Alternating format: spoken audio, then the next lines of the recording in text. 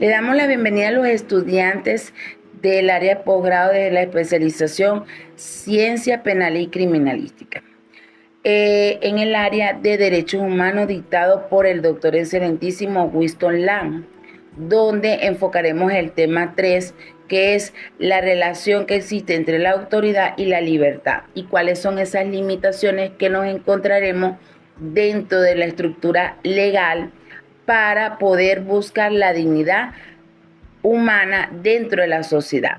El grupo está conformado por Jocelyn Prado, Gerson Macías, Hugo García, José Cipriano Castro, Yulsi Gómez y mi persona, la abogada Lenny López del aula móvil Maracay.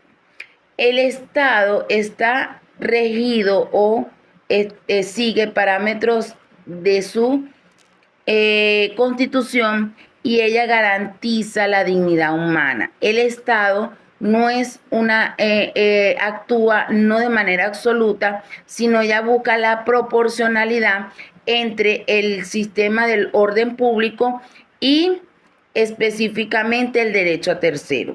Ese derecho a tercero que busca que la sociedad tenga reglas, limitaciones de manera ya sea formal o material para desenvolverse dentro de la sociedad, buscando siempre el bien común del ciudadano.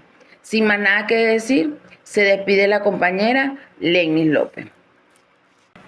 Bienvenido, soy el abogado Hugo García y a continuación voy a trabajar a fundamentar lo referente a limitaciones formales y materiales en los derechos humanos.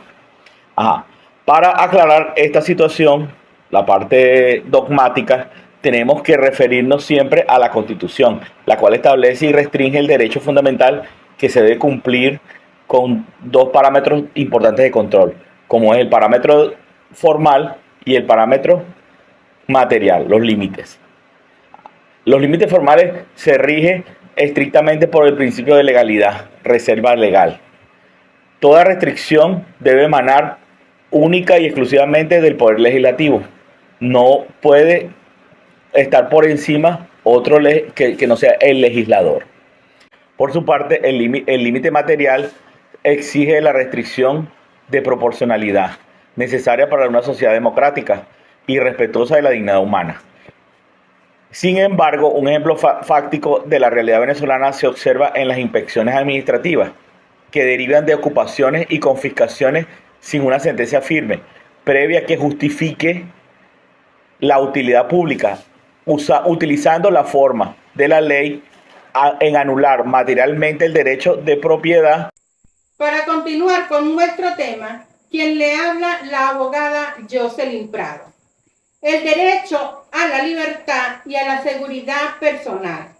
Protege a las personas contra detenciones ilegales y arbitrarias y garantiza que quien sea detenido tenga derecho específico, incluido el derecho a un juicio justo y oportuno. Son derechos fundamentales de los derechos humanos. En el ordenamiento jurídico goza de un blindaje constitucional explícito, establecido en el artículo 44 de nuestra Carta Magna, la cual declara que la libertad personal es inviolable. Para que no sea solo una declaración de principio, la norma establece reglas operativas fundamentales, como por ejemplo el control judicial inmediato.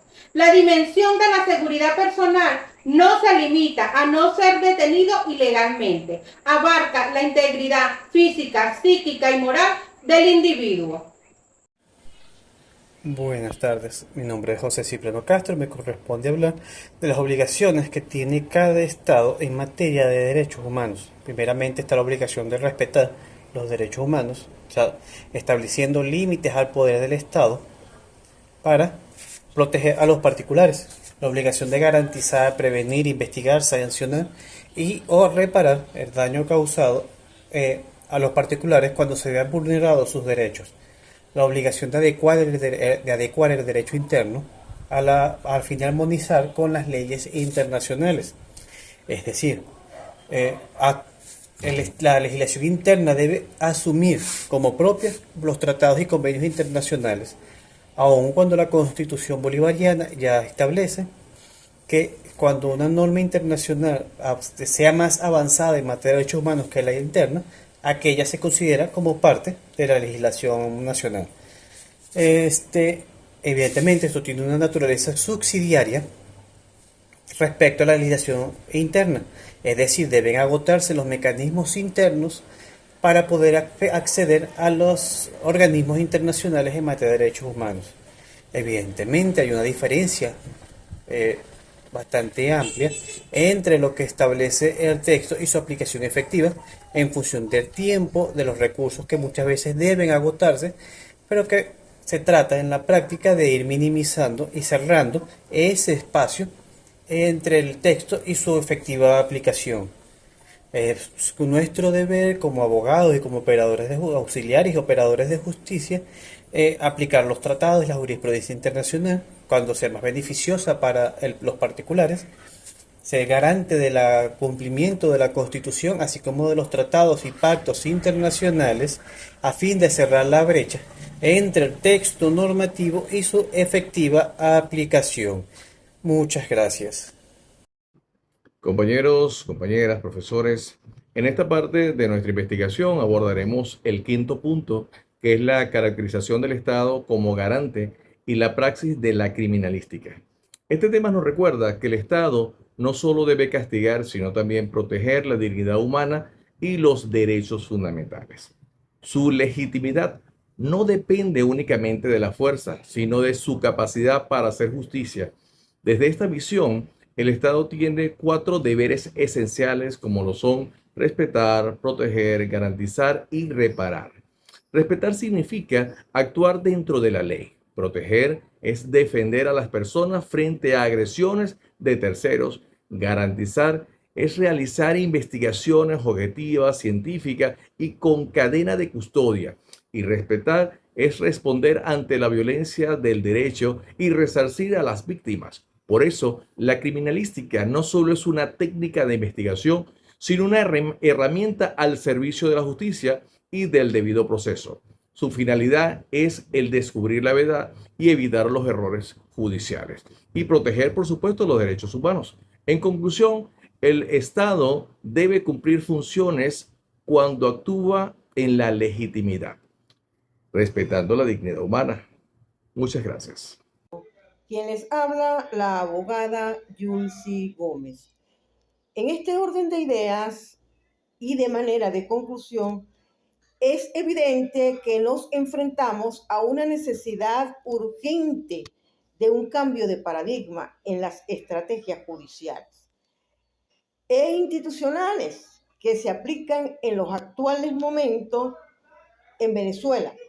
Como profesional del derecho, observamos con preocupación cómo en distintas instancias procesales se ha venido utilizando la norma de manera incoherente y de manera discrecional, cuando la ley se desvía de su espíritu original, se genera vacío que termina por vulnerar las garantías más elementales de los ciudadanos.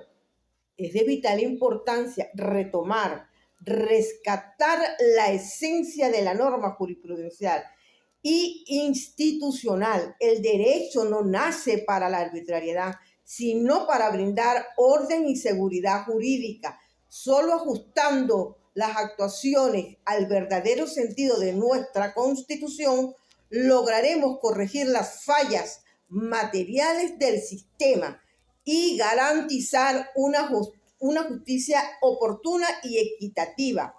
De esta manera cerramos nuestra exposición. Espero que le haya servido de mucho y muchas gracias.